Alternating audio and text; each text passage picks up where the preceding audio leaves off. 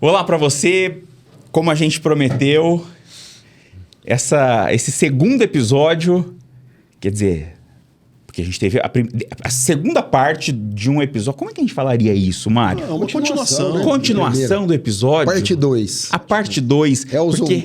Elzo Matter, parte 2. Elzo Matter, parte 2. Como você sabe, estamos aqui com o Mário Flamini Júnior, esse cara que é gigante. E Dr. Elzo Matter, cardiologista, professor da FAMERP, vice-diretor clínico do Hospital de Batacer. Gente, é tanta coisa que você tem. É o currículo, assim. E coordenador geral da SOCESP. Coordenador geral da SOCESP, que é Sociedade de Cardiologia do Estado de São Paulo. Do Estado de São Paulo. Quando a gente fala paulista, é da cidade de São Paulo, e do Estado de São Paulo é diferente. São caras extremamente inteligentes, que entendem muito de obesidade, e hoje a gente vai dar um panorama para vocês desse lance de emagrecimento, porque a gente vive numa sociedade que dita muitas regras, e se você não estiver daquele jeito, você está condenado a não estar na foto, e tem um dado que me chama muito a atenção. As pessoas estão cada vez mais usando filtros nas redes sociais e elas não se reconhecem. E conversando com uma amiga psiquiatra e que trabalha com esse lance de distúrbios alimentares, ela disse: Fernando, tem pacientes que hoje me procuram porque elas não se reconhecem no espelho, porque na foto é uma coisa e no espelho é outra, porque as pessoas se emagrecem na foto. As pessoas estão cada vez mais ligadas à estética. Sempre foi assim? Eu acho que sim. Mas a questão é que a internet deu um pouquinho mais de ênfase. Essa questão de rede social, das aparências, a pessoa quer realmente se mostrar mais bonita, talvez para ser mais aceita, né? Então existe meio que uma ditadura de beleza, né? Mas uma coisa que a gente tem que, de novo, frisar. Quando a gente fala de obesidade, quando a gente fala realmente de fazer perder peso, de emagrecer, não é questão da beleza. A pessoa, na verdade, que está com seu sobrepeso, que está com obesidade, a gente não está discutindo aqui a questão de beleza de forma alguma. Sim. O que a gente está falando aqui é realmente da condição de saúde dessa pessoa. É isso que a gente tem que falar. Exatamente. Doutor, mas assim, se a gente pegar na história, você estava me contando antes do programa, na década de 20, por exemplo, a gente tinha... As pessoas faziam... Como que era o remédio? O que as pessoas faziam para emagrecer, por exemplo? Então, essa é uma questão que... O tratamento para a obesidade ele acabou ficando muito maculado, né? Rotulado demais. Então isso acabou gerando um grande problema, porque hoje as pessoas, por esse fato do tratamento para a obesidade ter sido tão maculado e tão criminalizado, por causa dos usos de substâncias, que eu vou falar depois, tão absurdas, hoje as pessoas acabam tendo um pouquinho de receio de procurar, às vezes, um tratamento adequado. Mas como você falou, século XX, década de 40, 50 mais ou menos, as pessoas tomavam solitária, ou vinho de tênia, ou de solitária, para emagrecer. Isso era vendido. Mas a partir dali, chás emagrecedores, shakes emagrecedores. A gente tem aí também a utilização de hormônio tireoidiano para emagrecer, anfetaminas. Então, quer dizer, eram tratamentos extremamente deletérios, tá? Que geravam muitas complicações e acabou que gerou uma fama muito ruim para se tratar a obesidade. E isso que a gente tem que quebrar hoje, as primeiras cirurgias que apareceram também, elas eram ruins também. Se mostraram ruins tecnicamente, porque fazia desabsorção. Então o paciente ele ficava desnutrido, tinha outros problemas. Isso aí também foi uma coisa que veio para atrapalhar, né? Teve queimar o filme, literalmente. Queimar o filme do tratamento. Então, assim...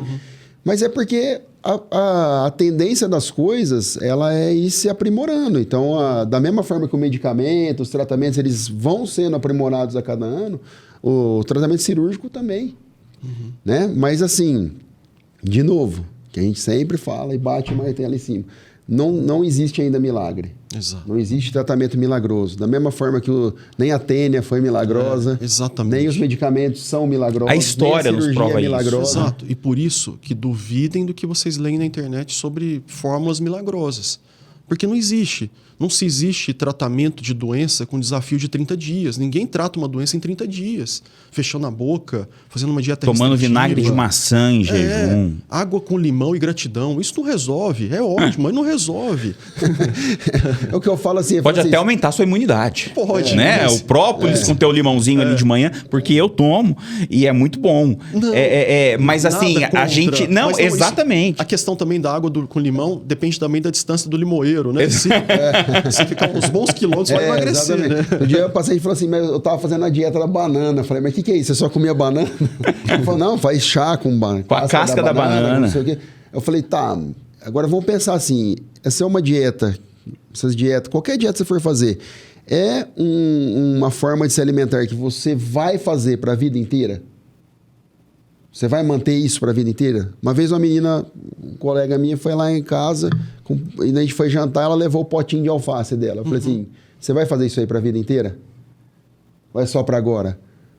Não. Eu falei, você não vai comer alface na casa dos outros a vida inteira. Então você guarda essa alface lá, come com a gente, come menos do que você comeria e pronto. E vai fazer diferente na tua vida. Porque senão fica pesado esse processo e não pode ser pesado, não é? Exatamente. A pessoa eu queria tem que estar muito confortável com o processo. Doutor, eu sonhava com uma máquina que eu entrasse e saísse magro do outro lado. Tem um objetivo não é assim. a longo prazo justamente por isso, porque a gente quer um resultado imediato. Se você comer alface um mês, você vai emagrecer. Você vai emagrecer, só que você vai desnutrir. Ou virar e na hora coelho. que você voltar a comer o normal, você vai engordar de novo. Não, ou você vai parar de emagrecer. Até mais do que comia antes. Isso. Então, quer dizer, a pessoa que quer emagrecer e quer fazer uma dieta, ela tem que fazer isso com orientação de um profissional. Então, existe um profissional, existe um nutricionista que vai fazer isso.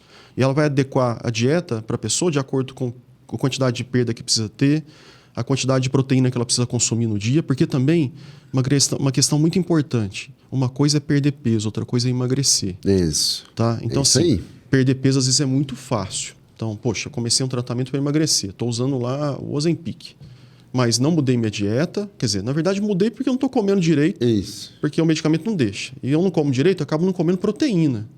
Não como proteína e não faço atividade física. O que vai acontecer? Eu vou perder peso? Vou. Mas eu vou perder muito mais musculatura do que tecido adiposo, quer dizer, do que gordura. Inclusive, nós vamos ter um episódio com um médico muito bom para falar sobre massa magra, sobre essa composição e tudo mais. Exato. E aí a gente perde muito fácil. Músculo a gente perde muito mais fácil do que gordura. E aí ele que queima a caloria. Exatamente, porque o metabolismo aumenta com a medida que eu tenho mais massa magra, né?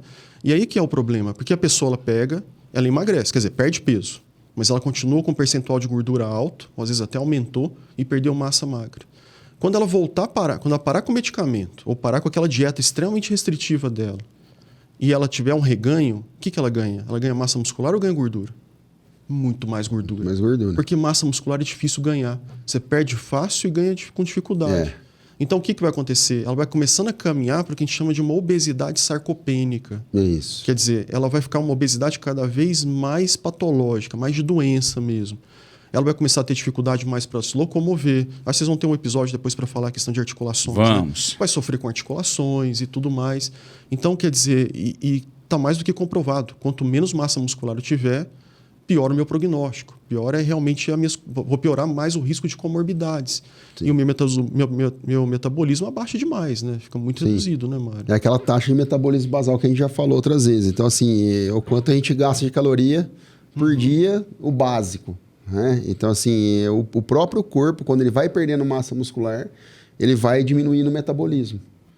Então, assim, a gente vai consumindo menos caloria. Então, a gente fala, vai lá fazer exercício. Tá bom, eu faço uma caminhadinha de 20 minutos, 3 vezes por semana. Tá, mas não resolve muito, né? Não. Precisa... Porque tem que ter musculação. Exatamente. Tem que ter um exercício resistido, que a gente fala.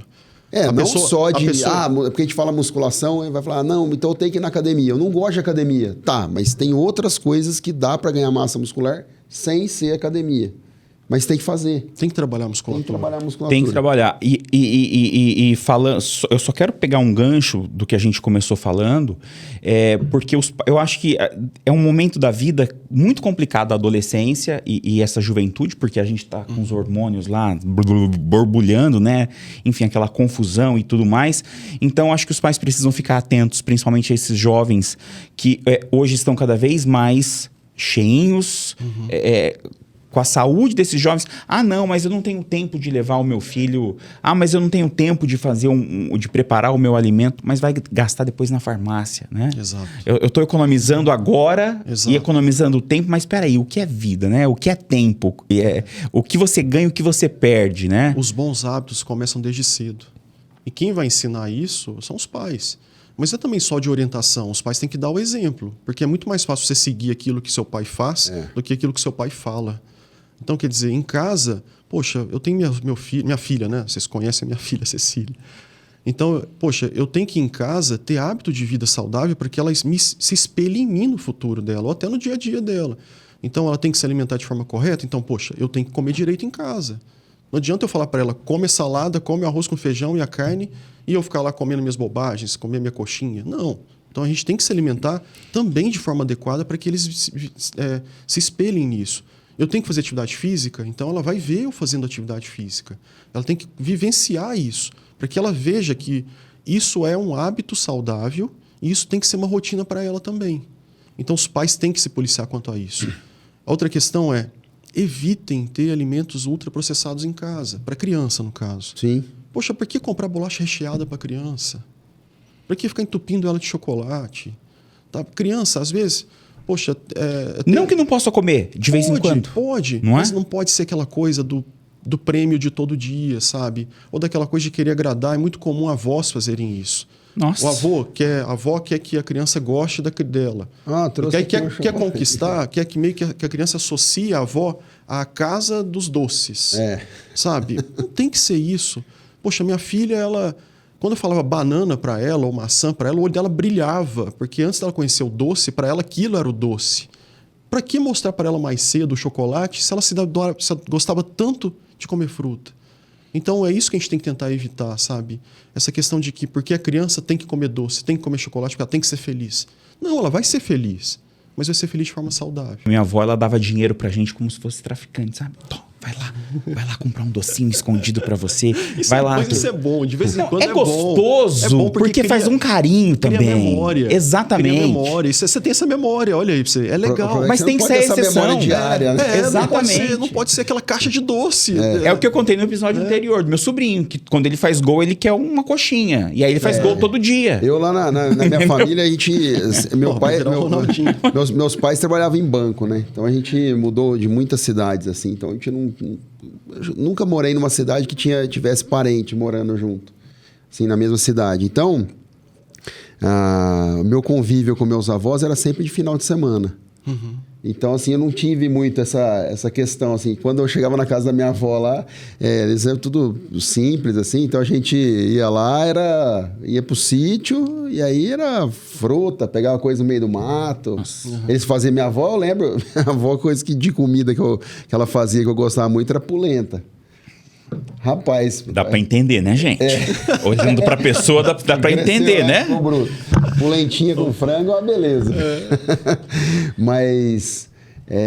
Eu tenho trauma de doce de laranja. Nossa, eu odiava. Eu era criança, eu queria tomar Coca-Cola, chocolate, essas coisas. E eu ia no Mastias, porque eu sou o neto mais novo de todos os avós. Então você era xodó. Mas muito mais novo.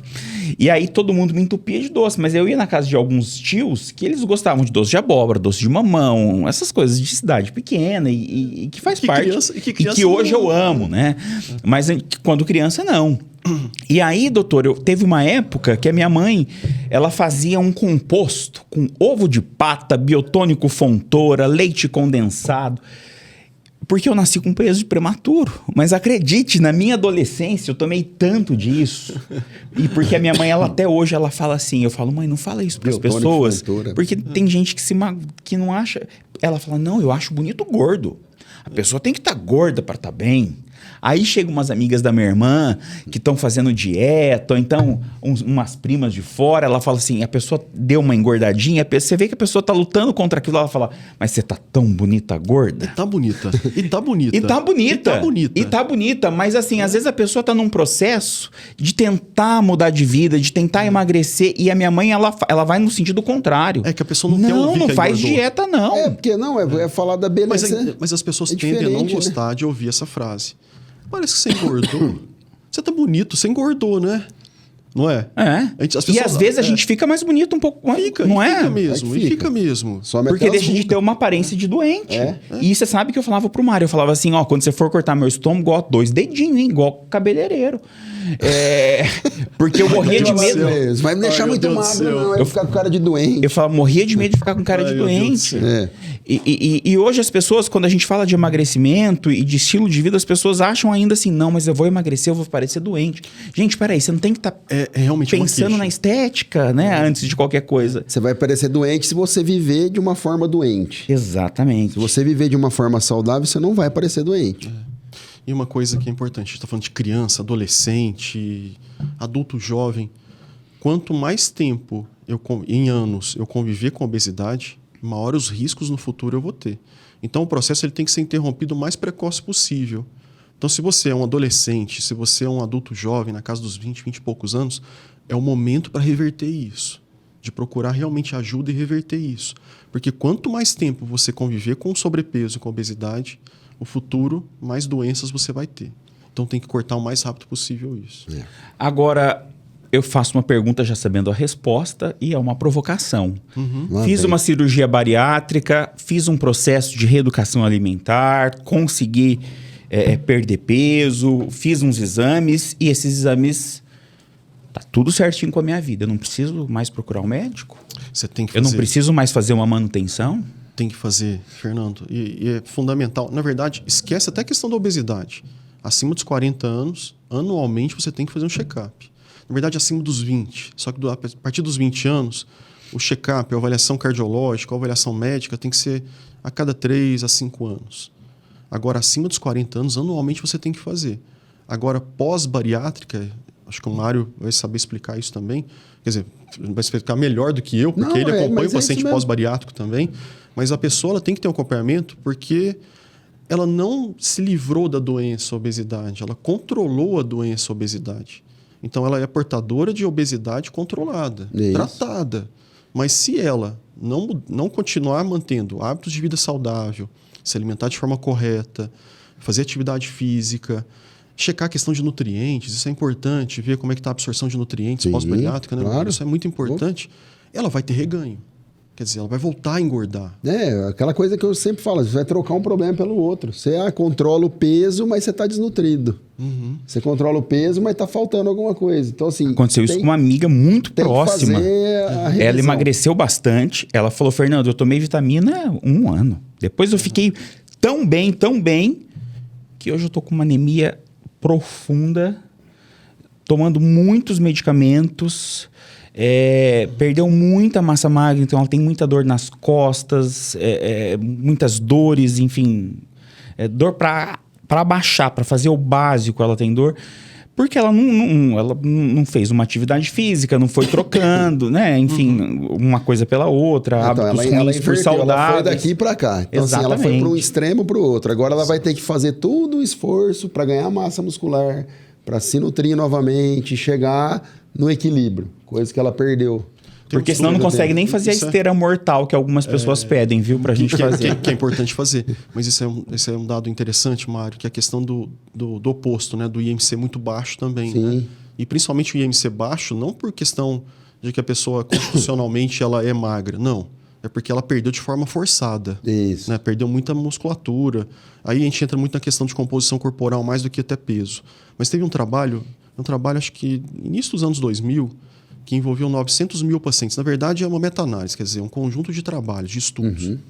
Mas viu que o IMC ele tem uma relação de curva J com mortalidade. Então, o IMC em torno de 25 tem uma mortalidade ali baixa. Começou a aumentar a mortalidade. Diminuiu demais, aumenta a mortalidade. Quer dizer, uma curva J de mortalidade, o IMC. Então, aquela pessoa que emagrece demais, emagrece ou por algum tipo de distúrbio psicológico, psíquico, bulimia, anorexia, ou emagrece de forma patológica por alguma síndrome consumptiva, ou dessa forma como a paciente que fez aí a bariátrica, foi por um extremo de perda de massa muscular, ela vai aumentar a mortalidade dela, e às vezes uma mortalidade muito similar a um paciente obeso. É isso. Não tem segredo. Quando você saiu do equilíbrio, você perde a saúde. Eu acho que o grande magro, estando obeso. A grande mensagem desse episódio, que a gente já está chegando ao fim, é: os extremos são complicados e é o que você disse. E a gente repetiu várias vezes essa frase aqui, né? A diferença entre o remédio e o veneno está na dose. E isso para alimentação, para medicamento que você toma porque a sua amiga está tomando sem procurar um médico, o medicamento que o médico prescreveu e você chega em casa aumenta a dose, e porque você acha que, não, que ele prescreveu é muito pouco dessa canetinha, eu vou tomar nada todos os dias. Não estou sentindo nada, não diminui minha fome. Vou aumentar porque a fulana... meu peso é maior, meu corpo aguenta mais, eu vou tomar mais. Não, eu sou forte. Não, porque a influencer, ela tá usando 3 vezes ao dia, ela comentou nos stories dela, eu vou seguir o que a influencer falou. Então, isso, tomem cuidado, gente. A internet hoje, ela virou um grande mar de charlatanismos, de pessoas aí que talvez não tenham uma certa responsabilidade com a saúde dos outros. Sim. E acabam publicando, fazendo vídeos sem conhecimento, de forma muito ignorante, às vezes até de forma um pouco perversa, e orientando de forma errada a população. Então, tudo que vocês assistirem na internet, no Facebook, no Instagram, e não for de uma pessoa realmente com comprovação de capacidade técnica, de formação para isso, pergunte, antes de fazer qualquer coisa, pergunte ao seu médico. Fale com quem você confia, com seu médico, com alguém próximo a você, antes de fazer qualquer tipo de se aventurar, na verdade. Se aventurar com os chás da vida, com os tratamentos da vida. Até a questão de atividade física tem que ser muito bem orientado. A atividade física entra nessa questão do veneno e do remédio. Porque também os excessos também fazem mal. Fazem mal. Vocês vão ter um episódio sobre isso, né? Vamos. Então faz mal. Doutor, e eu só queria fazer um adendo aqui. Quando a gente fala de procurar um médico, de procurar um especialista, a gente não está falando para você, de repente, procurar um especialista X ou o especialista mais caro da sua cidade. A gente lembra que o Sistema Único de Saúde oferece, né? Você pode tem os AMES da vida que tem os especialistas e tudo mais. Exatamente. De saúde, que são as portas aí, né? Até para você conseguir uma consulta. Então, eu não tenho dinheiro para procurar um médico. Olha, isso não é uma justificativa, né? Exato. Acho que a única, talvez, barreira é hoje o preço dos medicamentos.